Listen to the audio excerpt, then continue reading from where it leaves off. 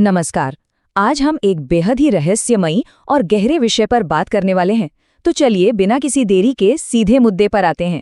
आज हम कल्कि पुराण और गरुड़ पुराण जैसे हमारे प्राचीन ग्रंथों में दर्ज उन भविष्यवाणियों को गहराई से समझेंगे जो सीधे तौर पर आज के युग यानी कलयुग के अंत की बात करती हैं। देखिए, ये कोई आम प्राचीन कहानियां नहीं हैं, बल्कि ये एक ऐसा ढांचा है जिसके जरिए हम आज के इंसान के व्यवहार और हमारी पूरी सोसाइटी को बहुत करीब से समझ सकते हैं। अब सबसे बड़ा सवाल जो हम सबके जहन में आता है वो ये है कि आखिर इस संसार का अंत होगा कैसे? क्या सचमुच सब कुछ जलकर राख हो जाएगा या फिर कोई दैवीय शक्ति इस घने अंधेरे को मिटाएगी? दिलचस्प बात यह है कि ये ग्रंथ आज के हमारे कर्मों के लिए एक आईने की तरह काम करते हैं। ये साफ बताते हैं कि किसी भी युग का अंत अचानक होने वाली घटना नहीं है, बल्कि वो हमारे अपने ही कर्मों का नतीजा है। तो आइए शुरू से समझते हैं कि आखिर इस पूरे विचार की शुरुआत हुई कैसे। जरा सोचिए, महाभारत का वो विनाशकारी युद्ध खत्म हो चुका है, सब कुछ शांत है, लेकिन फिर भी धर्मराज युधिष्ठिर के मन में एक अजीब सा डर बसा हुआ था। उन्हें किसी बाहरी दुश्मन का डर नहीं था, बल्कि उन्हें डर था आने वाले युग के अंधकार का। वो सोचते थे कि आने वाला समय कैसा होगा।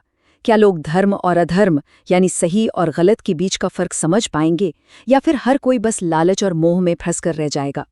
अपनी इसी बेचैनी का जवाब जानने के लिए पांचों पांडव भगवान श्री कृष्ण के पास द्वारिका जा पहुंचे, ताकि वो आने वाले इस नए युग का असली सच जान सकें। अब आते हैं पांडवों के उन 5 रहस्यमयी दृश्यों पर। भगवान कृष्ण ने उनकी बातों का कोई सीधा सीधा जवाब नहीं दिया। इसके बजाय उन्होंने एक बहुत ही अलग तरीका अपनाया। उन्होंने पांचों भाइयों को अलग अलग दिशाओं में घने और रहस्यमयी जंगलों में भेज दिया।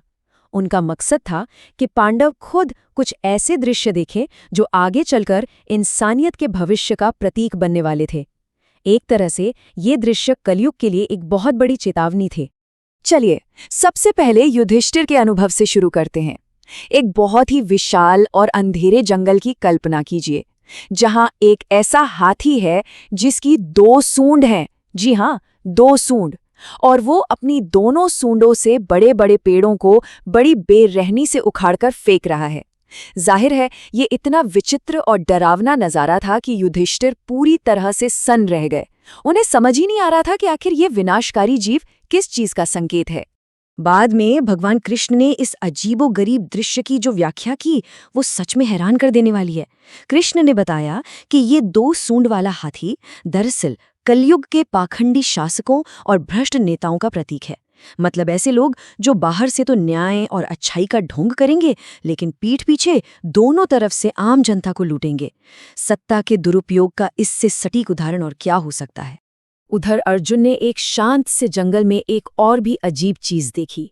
एक बहुत ही खूबसूरत पक्षी जिसके पंखों पर हमारे पवित्र वेद लिखे हुए हैं।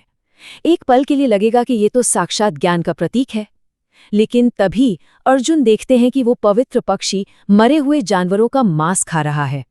ये नज़ारा पवित्रता और क्रूरता का एक बहुत ही विचलित कर देने वाला मेल था। इस दृश्य का जो सबसे अहम पहलू है वो समाज के बौद्धिक पतन को दिखाता है। कृष्ण ने अर्जुन को समझाया कि देखिए, कलयुग में ऐसे कई बड़े बड़े विद्वान और धार्मिक गुरु होंगे जिनके पास ज्ञान का तो भंडार होगा, लेकिन उनका मन बिल्कुल मैला होगा। वो अपनी इस कुर्सी, अपने ज्ञान और धर्म का इस्तेमाल सिर्फ और सिर्फ अपना बैंक बैलेंस बढ़ाने और झूठी शानो शौकत पाने के लिए करेंगे। अब भीम के अनुभव की बात करते हैं। भीम ने एक हरे भरे चरागाह में देखा कि एक गाय अपने छोटे से नवजात बछड़े को बड़े प्यार से चाट रही है। यहाँ तक तो सब ठीक लगता है ना? लेकिन वो प्यार इतना ज्यादा और अनियंत्रित था कि बछड़े के शरीर से खून बहने लगा। भीम ये देखकर बिल्कुल सुन्न पड़ गए कि भला ये कैसा जानलेवा प्यार है जो अपने ही बच्चे को लहूलुहान कर रहा है। और आज के संदर्भ में देखें तो ये कलयुग में माता पिता के हद से ज्यादा मोह को बड़ी खूबसूरती से दर्शाता है, जिसे आज हम टॉक्सिक पेरेंटिंग कहते हैं। कृष्ण की चेतावनी बिल्कुल साफ थी। उन्होंने कहा कि कलयुग में माता पिता का यही प्यार बच्चों के लिए एक दमघोटू जंजीर बन जाएगा। वो अपने बच्चों को इतना ज्यादा बांध कर रखेंगे कि उन्हें कभी अपने पैरों पर खड़ा ही नहीं होने देंगे। ये अंधा प्यार असल में बच्चों की तरक्की को ही रोक देगा। चलिए अब सहदेव के रहस्यमय नज़ारे की ओर बढ़ते हैं। सहदेव ने एक बहुत ही शांत जगह पर एक लाइन में 7 कुएं देखे। आसपास के 6 कुएं पानी से एकदम लबालब भरे थे, लेकिन जो कुआं सबसे बीच में था और सबसे गहरा भी था, वो पूरी तरह से सूखा हुआ था। अब सवाल ये था कि आखिर ये खालीपन क्या दर्शा रहा है। कृष्ण के मुताबिक ये कलयुग के एक बेहद ही स्वार्थी समाज की परफेक्ट तस्वीर है। उन्होंने बताया कि आने वाले समय में लोगों के पास दिखावे की दौलत और पैसा तो बहुत होगा, लेकिन उनके मन के अंदर जो करुणा और दया का गहरा कुआं है ना, वो पूरी तरह सूख चुका होगा। लोग इतने ज्यादा खुदगर्ज हो जाएंगे कि अगर उनका अपना पड़ोसी भूख से तड़प तड़प कर मर भी रहा हो तो भी वो उसकी मदद के लिए हाथ नहीं बढ़ाएंगे। और आखिर में नकुल के इस खौफनाक दृश्य पर ध्यान दीजिए। पहाड़ की चोटी से एक बहुत ही विशाल और बेकाबू चट्टान तेजी से नीचे गिर रही है। रास्ते में आने वाले बड़े बड़े पेड़ों को वो तिनके की तरह कुचलती जा रही है। देखकर लगता है कि इसे तो कोई रोक ही नहीं सकता। लेकिन तभी एक चमत्कार होता है। एक बहुत ही नन्हा सा, कमजोर सा दिखने वाला पौधा उस विशाल चट्टान को वहीं रोक लेता है। इस नज़ारे के पीछे का जो संदेश है वो सच में बहुत उम्मीद जगाने वाला है। कृष्ण ने समझाया कि कलयुग में चाहे आपके पास कितना भी पैसा हो, कितनी भी पावर हो, वो आपको आने वाले विनाश से नहीं बचा पाएगी। लेकिन वो जो नन्हा सा पौधा है ना, वो सच्ची और निस्वार्थ भक्ति का प्रतीक है। जब चारों तरफ तबाही मचेगी, तब सिर्फ एक सच्ची भक्ति ही इंसान के लिए एक मजबूत ढाल बनकर खड़ी होगी। अब समाज और नैतिकता के पतन की बात करते हैं। महाभारत के इन गहरे और प्रतीकात्मक दृश्यों को समझने के बाद आइए हम सीधा गरुड़ पुराण में की गई भविष्यवाणियों पर चलते हैं। भगवान विष्णु ने गरुड़ जी को जो संकेत दिए थे वो समाज के पतन का बहुत ही स्पष्ट और, अगर सच कहूं तो, बहुत ही शाब्दिक विवरण देते हैं। ये बताता है कि इंसानियत आखिर किस हद तक नीचे गिर जाएगी। गरुड़ पुराण की ये बात सुनकर तो शायद आपके भी रोंगटे खड़े हो जाएंगे। इसमें साफ लिखा है कि जब कलयुग अपने बिल्कुल चरम पर होगा तो इंसानों की औसत उम्र गिरकर सिर्फ और सिर्फ 20 साल रह जाएगी। सोचिए, इंसानी शरीर का पतन इतनी तेजी से होगा कि महज 12 साल के बच्चों के बाल सफ़ेद होने लगेंगे, उनके चेहरों पर झुर्रियां आ जाएंगी और वो बिल्कुल बूढ़ों की तरह बर्ताव करने लगेंगे। पूरा का पूरा समाज मानो ताश के पत्तों की तरह ढह जाएगा। ये कल्पना करना भी कितना भयावह लगता है कि नैतिकता के इस घोर पतन में 8 या 9 साल की छोटी छोटी बच्चियां मां बनने लगेंगी।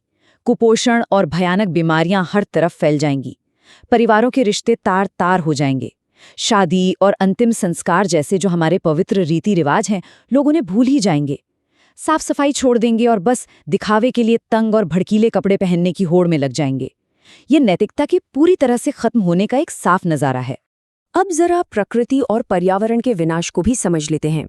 ग्रंथों में ये साफ बताया गया है कि इंसान जब नैतिक रूप से गिरेगा तो उसका सीधा असर हमारी प्रकृति पर पड़ेगा।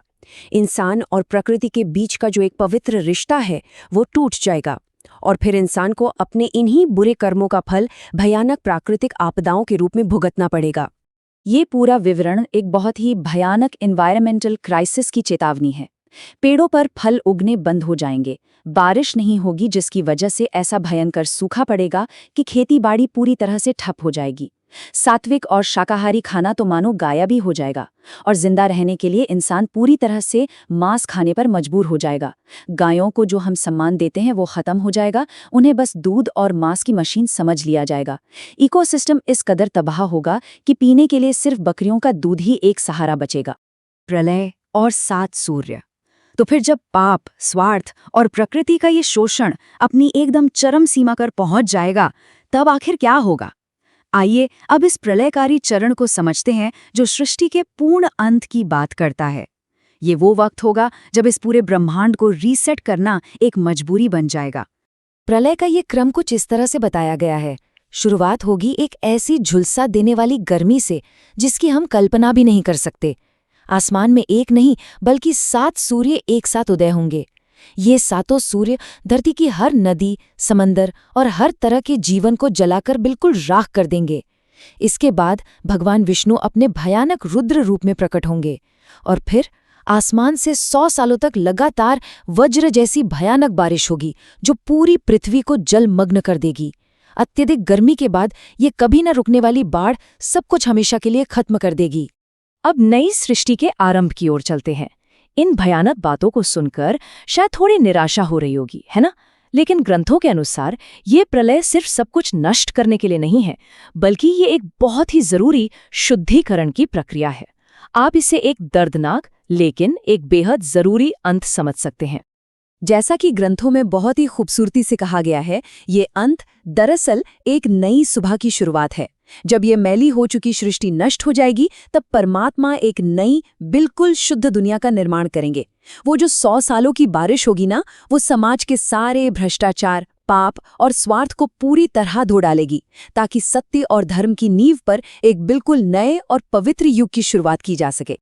ये सारी बातें हम सभी के सामने एक बहुत ही गहरा सवाल लाकर खड़ा कर देती हैं। प्राचीन ग्रंथों की ये भविष्यवाणियां हमें सिर्फ भविष्य का डर दिखाने के लिए नहीं लिखी गई थीं। असल में ये आज के हमारे जीवन के लिए एक आईना है। हमें खुद से पूछना होगा कि क्या हम अपने कर्मों से उस नई और शुद्ध सृष्टि का हिस्सा बनने के लायक बन रहे हैं, या फिर हम भी कलयुग की इन अंधकारमयी लहरों में बहकर अपना वजूद खो देंगे। ये सोचने वाली बात है।